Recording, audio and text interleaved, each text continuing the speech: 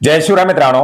मित्रांनो, शेतकऱ्यांना पीक कर्ज उपलब्ध करून दिली जात असताना त्याचे अर्ज ऑनलाईन पोर्टलच्या माध्यमातून मागितले जात आहेत. याच्यासाठी जनसमर्थ पोर्टल सुरू करण्यात आलेले, कृषिका ऍप सुरू करण्यात आलेले आणि आता शेतकरी बँकेमध्ये पीक कर्जासाठी गेले असता त्यांना ऑनलाईन पद्धतीने अर्ज करायला सांगितला जातो. मित्रांनो, यापूर्वीच आपण जनसमर्थ पोर्टलच्या बद्दल माहिती घेतलेली आहे. ती माहिती थोडी किचकट आहे, त्याच्यामध्ये थोडा विलंब देखील लागतो आणि याच्या व्यतिरिक्त एक दुसरा ऑप्शन आहे, तो म्हणजे कृषिका ऍप्लिकेशनच्या माध्यमातून पीक कर्जासाठी अर्ज.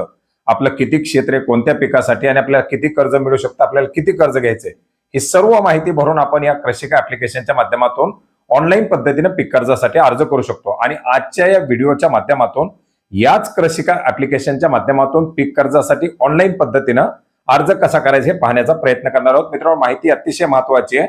माहिती पूर्णपणे व्यवस्थित पाहण्यासाठी, अर्ज पूर्णपणे सबमिट करण्यासाठी व्हिडिओ शेवटपर्यंत न चुकता पाहण्याचा प्रयत्न करा. मित्रांनो, याच्यासाठी तुम्हाला काय करायचंय, तर गुगल प्ले स्टोअरवरून तुम्हाला कृषिका नावाचं ऍप्लिकेशन घ्यायचंय.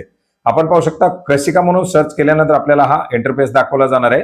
मिनिस्ट्री ऑफ ऍग्रीकल्चरचं हे ऍप्लिकेशन आहे. पीएम किसान असेल किंवा इतर बाबी सुद्धा याच्याच माध्यमातून पाहिल्या जातात. तर याच्यामध्ये आपल्याला हे कृषिका ऍप्लिकेशन डाउनलोड करायचंय. हे ऍप्लिकेशन डाउनलोड करायचंय, इन्स्टॉल करायचंय. इन्स्टॉल केल्याबरोबर आपण पाहू शकता याचा इंटरफेस आपल्याला दाखवला जाणार आहे. याच्यामध्ये दोन ऑप्शन येत आहेत. एक तर शेतकरी लॉग इन आणि दुसरं जे आहे ते सीएससी लॉग इन.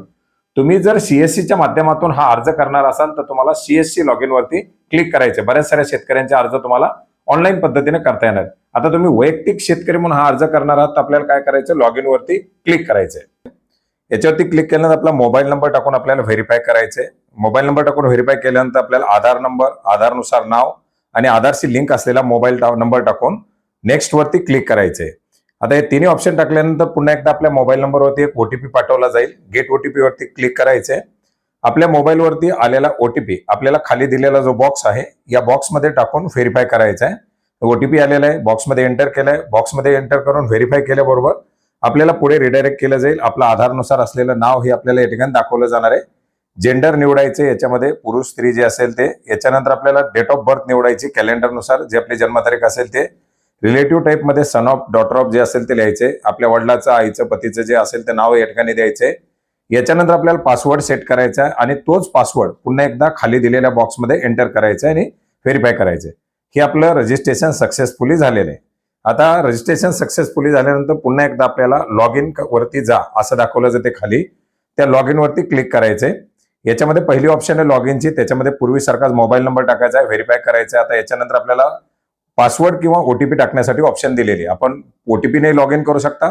आपण जो पासवर्ड सेट केलाय त्याच्यानुसार सुद्धा लॉग इन करू शकता. हे लॉग इन केल्यानंतर आपल्याला या ठिकाणी दाखवलं जाते केसीसी लोन अप्लाय नाव. आता आपण जी नोंदणी केलेली त्याची माहिती इथं आलेली आहे. तेच ऍप्लिकेशन आपल्याला पुढे चालू ठेवायचंय. तर अपडेट वरती क्लिक करायचंय.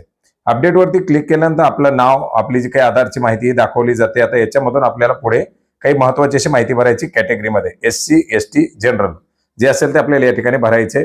त्याच्यानंतर आपण शेतकरी स्वतः मालक आहात, भाडेपट्टा आहे का, इतर काही ते निवडायचे. ऑनर असेल तर ऑनर करायचे. जमीन मार्जिनल आहे, अल्पभूधारक, अत्यल्पभूधारक ते आपल्याला निवडायचे. 1 हेक्टर, 1 हेक्टर पेक्षा जास्त किंवा 2 हेक्टर पेक्षा जास्त त्याच्यामधून ती जमीन आपल्याला ऍड करायची आहे.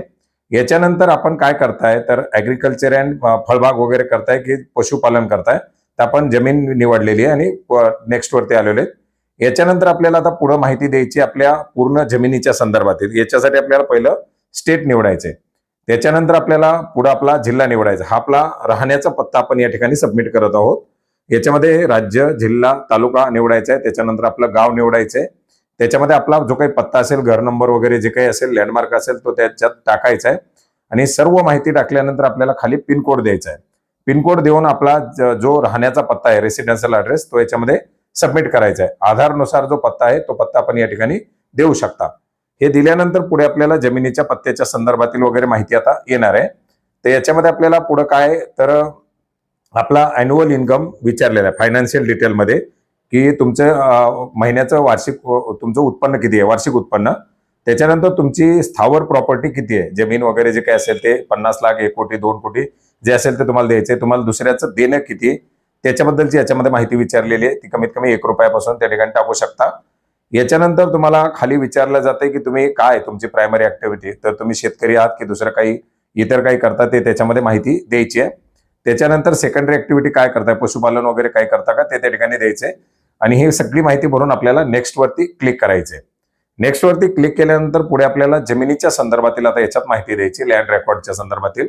तर याच्यामध्ये आपल्याला सर्वात पहिलं आपल्याला जे काही आपलं वरचं सगळी माहिती आलेली आहे त्याच्यामध्ये आट्यानुसार जे असलेला खाते नंबर द्यायचा आहे.